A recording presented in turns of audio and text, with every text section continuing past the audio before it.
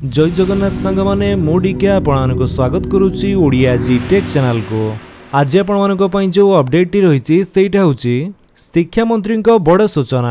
माधु सिंह हाथ खर्च योजना रे एणिकी पिलांकु मिलिबो एतिकी टंका। तबे कोन रही नै संपूर्ण अपडेट टी चलंतु देखिबा। एमिति वीडियो रो अपडेट पाया पई सब्सक्राइब करंतु ओडिया जी टेक चैनल को अंग बेल आइकन दबाई ऑल नोटिफिकेशन कर दियंतु।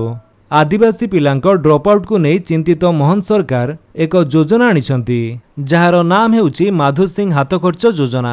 माधु सिंह जने स्वाधीनता संग्रामी जहां को नाम रे माधु सिंह हाथ खर्च योजना करा जायछि। एही योजना रे आदिवासी पिलांको प्रोत्साहन राशि मिलिबो।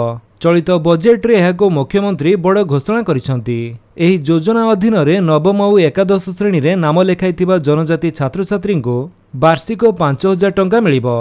शिक्षा मंत्री नित्यानंद गंड कहिसंती एही योजना रे जनजाति छात्र छात्री उपकृत हेबे एवं आग्रह रे स्कूल पिला जिबे। तेबे यह केबेठु मिलिबो से नै कोनोसी सूचना प्रकाश पाई नाही। शिक्षा क्षेत्र पई बजेट रे 35,538 कोटी टंका व्यय बराद होईछि। सेहीपरि प्राथमिक स्तर रे गुणात्मक शिक्षा प्रदान पई नुआ गोदावरीश मिश्र आदर्श प्राथमिक विद्यालय योजना सरकार आरंभ करिसंती। बजेट रे एथिपाई 50 कोटी टंका व्यय बराद होईछि।